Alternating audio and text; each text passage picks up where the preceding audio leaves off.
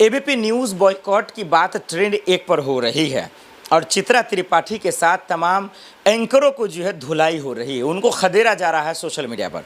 अगर आप जाकर देख लीजिए तो इससे आधे घंटे पहले 3 नंबर पर ट्रेंड कर रहा था एक्स पर, यानी जो ट्विटर था वो एक्स हो गया, और अब 1 नंबर पर ट्रेंड कर रहा है।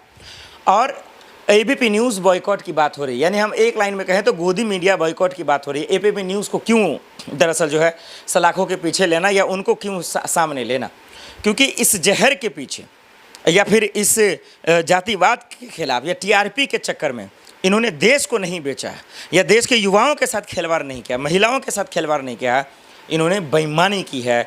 और ये बेईमानी का आज कहीं ना कहीं जो है उसी का परिणाम है कि आज लोग भुगत रहे हैं।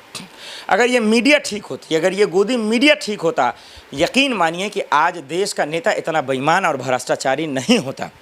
देश के नेता मंत्री की हवा निकल जाती, उनको जवाब देना पड़ता जो आज नेपाल में हो रहा है। पहले पूरा मामला समझ लीजिए, इन गोदी मीडिया का बॉयकॉट क्यों हो रहा है। इनका दरअसल जो है इनका बॉयकॉट होने का असली सच क्या है, ये क्यों ट्रेंड कर रहे हैं, और क्यों चित्रा त्रिपाठी को भी खोजा जा रहा था, उनको भी जेल भेजने की बात कर रही थी, और बिल्कुल ठीक था क्यों, वो बताते हैं। देखिए, चंद पैसों के चक्कर में, चंद टीआरपी के चक्कर में और नेम और फेम के चक्कर में इन लोगों ने अपने ज़मीर के साथ सौदा नहीं किया, देश के साथ सौदा कर लिया। क्या किया?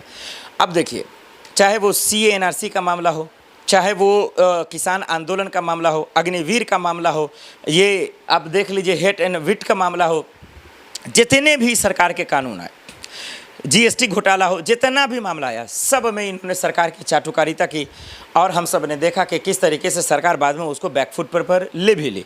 अगर गलत थी तभी तो लिया, हम सब ने देखा। अब देखिए, अभी नेपाल में किस तरीके से नेता को, मंत्री को, पीएम को, गृह मंत्री को, स्वास्थ्य मंत्री को, सबको खदेड़ा जा रहा, पीटा जा रहा, रगेदा जा रहा, तख्ता पलट भी हुआ, इस्तीफा भी दिया सब लोगों ने। अब वहाँ पर जो मेन वजह था वो क्या था? वजह ये था स्कैम, भ्रष्टाचार, करप्शन, बेरोजगारी, तंगी, भूखमरी, बेरोजगारी, तमाम चीज़ें, और सोशल मीडिया की पाबंदी। और जो सरकार यहाँ भी लगा रही थी, उनको भी जो है इशारों में समझिए, नहीं तो आने वाले दिन में भारत में भी हो जाएगा।